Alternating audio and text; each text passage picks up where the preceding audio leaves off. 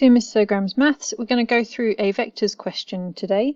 This is a video on a past paper question on vectors, and it's a bit of an interesting one. It's slightly different to the usual questions that you get, so I thought it'd be useful to share this one as a video.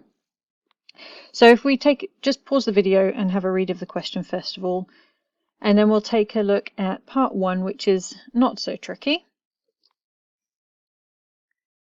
So we've got this plane with the equation like this. Now I prefer to read the equation in a Cartesian line like that rather than how it was presented in the question, so I've just rewritten that.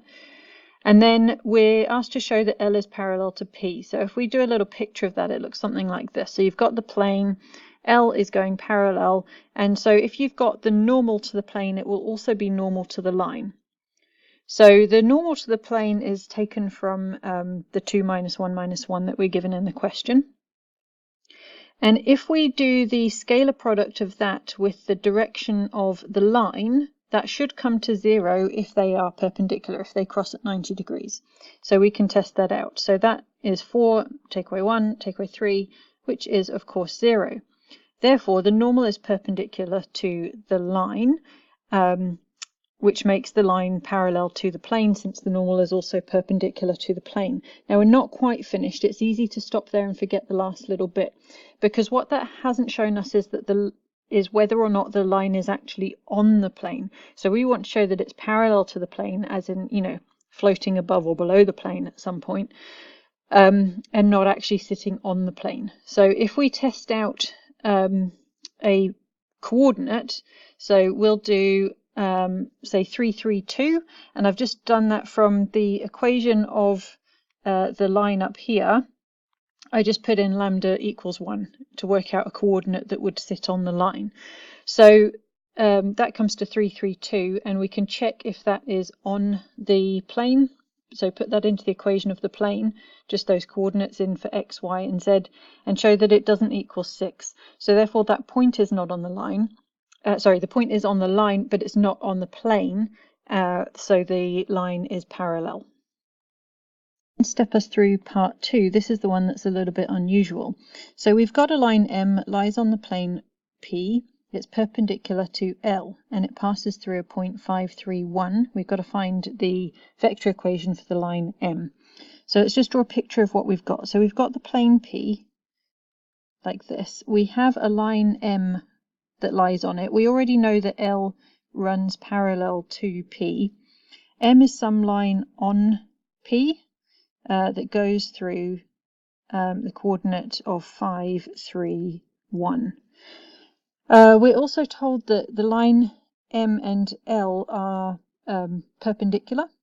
So if you looked at it from the top, then M would go like this and L would go like this. They would cross at 90 degrees. So if you were looking down onto the plane, and you could sort of see a bird's eye view of L running parallel to the plane and M being on the plane, those two would be perpendicular.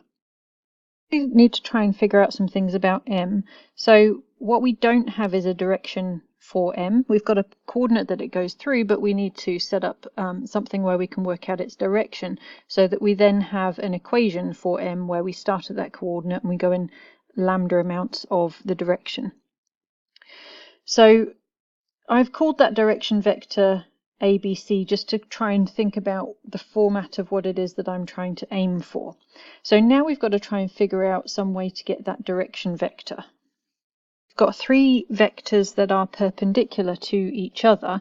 So we've got M and L's direction vectors that will be perpendicular, but also since L is parallel to the plane, it is perpendicular to the normal of the plane too. So if you had if I was able to draw a vector coming out of the page on this M and L diagram, it would come straight up off the page as the normal. I'll attempt to kind of do a little 3D of that in the corner over here.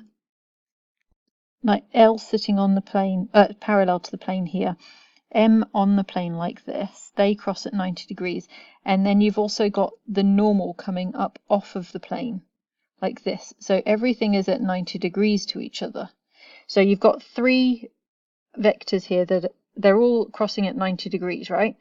So, let me put that one back in. So we can use vector product on those three vectors. So if you know two of them, you can find the third one using the vector product.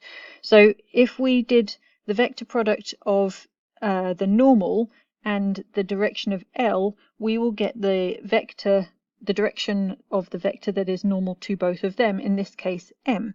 M is normal to N and it's normal to L, so if we do the vector product of N and L, we'll get the direction of M. To work through doing the vector product of L and N. And this is why this one's a little bit unusual, because a lot of the time when you're doing vector product, you're actually trying to find the normal to the plane. So most of these questions would be set up where you would need to do the vector product of M and L to find N. That's why this one's a little bit unusual, because we're actually using L and N to find something on the plane. Okay, so let's go through with that. So we've got the direction of L being 2, 1, 3, and the normal to the plane is 2, minus 1, minus 1. And we can work through the vector product there, which comes to 2, 8, minus 4. Minus 4 is the direction of the line M, and we can simplify that down to 1, 4, and minus 2. We can just, divide through by a common factor and then pop it into our equation. So the equation of M is 5, 3, minus 1 is the coordinate that we know M goes through, and then going in lambda multiples in the direction of 1, 4, minus 2.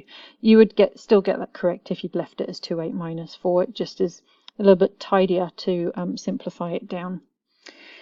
And if you're being very picky, since lambda has been used in the question to represent the multiples of L, you might actually just want to switch that out to be a different one there, so we could call that mu. Hopefully you found that useful, a nice interesting vector question with a little bit of a twist. If that helped you, do me a favor and hit that subscribe button down there and like the video, and then other people will be able to find this that are looking for similar types of questions as well. And all the best with your exams that might be coming up. Usually people are here because they're studying for exams, so good luck with that.